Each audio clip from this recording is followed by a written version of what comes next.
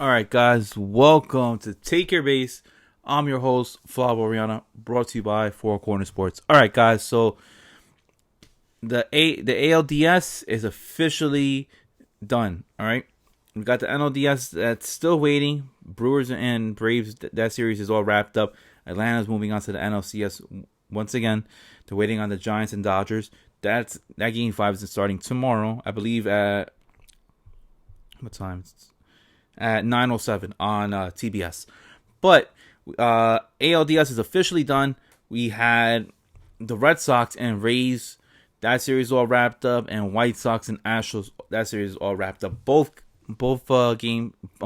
series ended up finishing in 4 games instead of 5 games, which it was best of 5.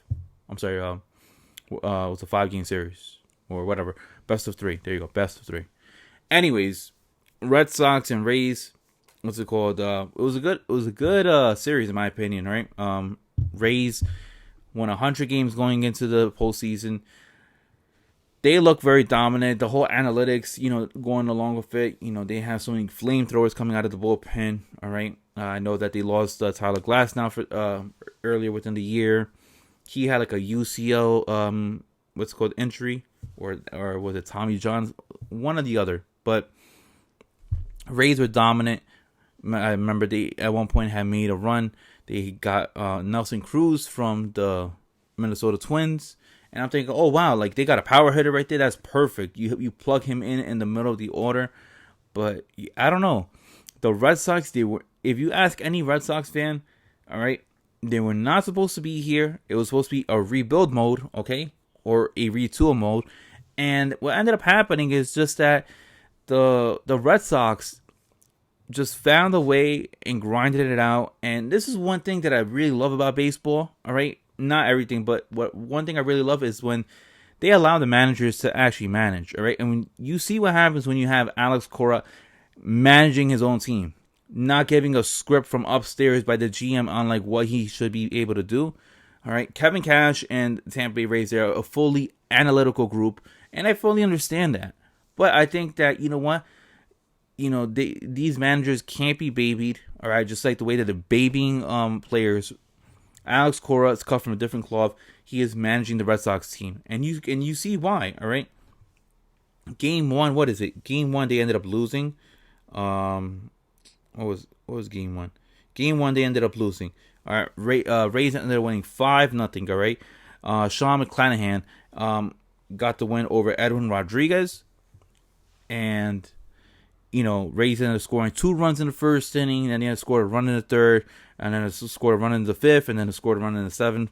And the Red Sox, even though they had more hits, they just couldn't get anything going, all right? Because that bullpen is phenomenal with Tampa, and their whole analytic group is run through a 162 game season, okay? They're not run for the playoffs. That team was not designed to pitch like that through, a 1-month playoff. But you have Alex Cora who can make adjustments, all right? And unlike Kevin Cash, all right? Kevin Cash will make adjustments, but everything is just like all about analytics. Alex Cora, okay, he'll make adjustments, yes, do by analytics, but also by the eye test too. And you see why. He made the adjustments after Game 1. Game 2, Red Sox hit a shellacking, all right? 14-6, all right? They explode. Even though the Rays ended up scoring 5 runs in the first inning, all right? Red Sox first inning 2, third inning 2, fifth inning 4, seventh inning 1, eighth inning 2, ninth inning 3. They got 14 runs, got 20 hits, and they just pounded a beating on the Rays, all right? Going into Game 3, now the series is now shifted from St. Petersburg, Florida, now up to Boston. All right, Game 3. Closer game, all right. What's it called? Nick Pivetta at the mound gets the victory. Red Sox win 6-4. They come back in extra innings and score those extra 2 runs, all right? Kike Hernandez, my God, guys, he is a monster in the playoffs, all right? Guy came from Los Angeles to the Dodgers, all right, and has looked great, all right? You got people, like like Jose Youngs from MMAfighting.com, who says that he's gonna name his firstborn Kike because this guy is a monster in the playoffs, and it just showed. Come Monday, game was close. Red Sox scored a boatload of runs in the second inning. I'm sorry, the third inning, scored 5 runs, but then Tampa starts making their way back. Wander Franco scores a 2-run home run. All right. And he's looked phenomenal. This 20-year-old, I don't know if he's Venezuelan or Dominican, looks great. All right, he has a bright future ahead of him. He has the ability to be a hitter to be reckoned with in that AL East division for years to come, unless Tampa wants to move on from him, just because they want to just keep on retooling and keeping their salary budget under $60 million. But Boston looks phenomenal, and in the ninth inning, right? In the ninth inning, you had Ji-Wan Choi. He had a ball thrown to him by Diaz, and Ji-Man Choi had to like put his body in front of it to try to get the ball. It was an error. It was an error on Diaz because of a sloppy throw. Now you have runners on first and third, right? They take out what's it called, Christian Vasquez, to put in Danny Santana, right? Kike Hernandez is at the plate. It's a 5-5 game going into the ninth inning. You have what's it called, Firehausen, or I can't pronounce his name. Long name. This guy has like a 16-letter last name. Firehausen, whatever his name is. I'm sorry if I'm butchering it, but throws a fastball up and middle in the zone, just in Kike Hernandez's sweet spot. Misses a home run. All right, the ball is dead. It falls straight by the warning track, and now you have a plate, a throw at the plate. It's off. Red Sox win it. Red Sox move on to the ALCS. All right, first time they have been in the ALCS, I believe, since they won the World Series. Okay, so that's huge right there. Alex Cora is a phenomenal manager. He shows that he's able to progress with this team. This team was not supposed to be that great. You have players like Bobby Dahlbeck, players like Kike Hernandez, who was never this great of a hitter, never this good of a hitter in Los Angeles. You have JD Martinez, who okay, we get it. JD Martinez is not a fielder. He's a DH, and he's very limited in his abilities, but the guy can still hit. Kyle Schwarber, who they got from the Nationals. Xander Bogaerts, who is struggling in the last 2 weeks of September.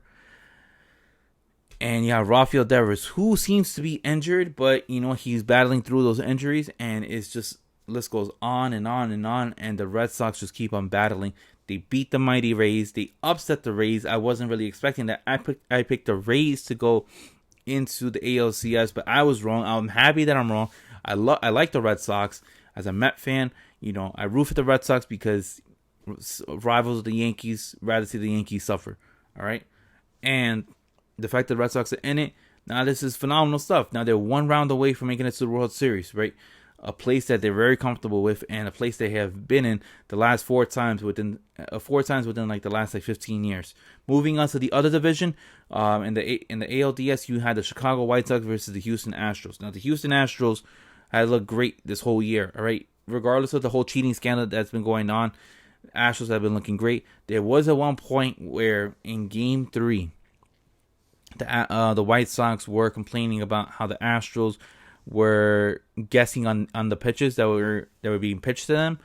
That's a problem with the Astros, is that now moving on forward, there's going to be a sense of doubt when you're facing the Astros, because you don't know if they're still cheating or not. And Astros, have also looked great. All right. Game 3, that was the one game that they ended up losing. They lost 12-6. Outside of that, you had Astros beating up on the White Sox badly on, Game 1, 6-1. Game 2, 9-2, right? 9-4, I'm sorry. Game 3, they lost. And then Game 4, it was a beating, all right? It was supposed to be on Monday. Didn't happen. Happened yesterday on Tuesday. And it was a 10-1 blowout, all right? 10-1 blowout. Yimi Garcia ended up getting the victory. He ended up losing in Game 3. gets the victory. Astros move on to the ALCS. Altuve ended up homering. He ended up bringing in 3 RBIs. What's it called? Yeah, Carlos Correa's 2-run double. That was a big part of the game as well too. Astros are looking phenomenal right now, and this is something that I want to see between the Astros and the Red Sox. Both teams are slugging it out.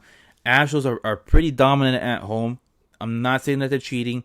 I'm not saying that they're not cheating, but they have a great, what's it called? A great amount of runs that they're scoring at home as opposed to the road.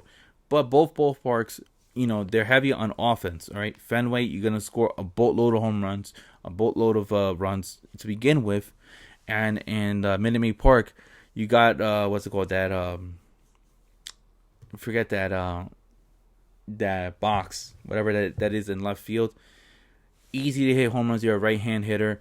Harder to hit home runs if you're a left-hand hitter. But you got JD Martinez, Bobby Dahlbeck. You got Rafael Devers. These guys can slug it out over that box over there in left field, the Minute Maid Park. They can hit a home run over what's it called, the Green Monster. I expected the series to possibly go 7 games, and I'm picking the Red Sox to win 4-3. As for the other series, look, Brewers and Braves, to be honest, I really didn't get a chance to watch it as much as I wanted to. All I just saw is that the Braves, they were in some tight ball games. I know Josh Hader ended up getting a home run in Game 3, but yeah, they were in some tight ball games. Braves just got the better end of the Brewers, and the Brewers haven't been playing that great, and just 2 mediocre teams ended up facing one another, while the 2 best teams in the NL are facing one another in the NLDS, which is the Giants and Dodgers. So let's see what happens with the Braves. If I'm the Braves, I want to face the Giants as opposed to the Dodgers, only because of the fact that, what's it called?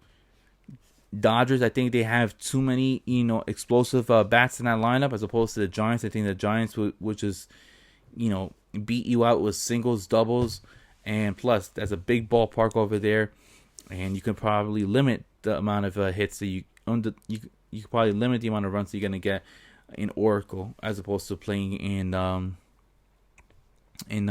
Chavez Arena, Dodger Stadium. But yeah, that's just my opinion. If I'm the Braves fan, I want to face the Giants. If I'm the Dodgers, I'm lamenting on the fact that I can easily beat the Braves now that they don't have Marcell Ozuna or Ronald Acuna Jr. So then, guys, that's my take. I'm done with Take Your Base.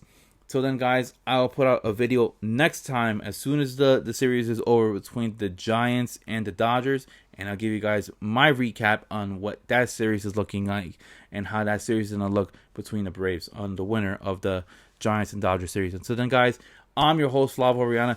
Thank you for tuning in, and I'll see you guys next time. Please hit the like and subscribe button, guys, and that'll help out the channel immensely. So then, see you guys, and have a good one. Peace.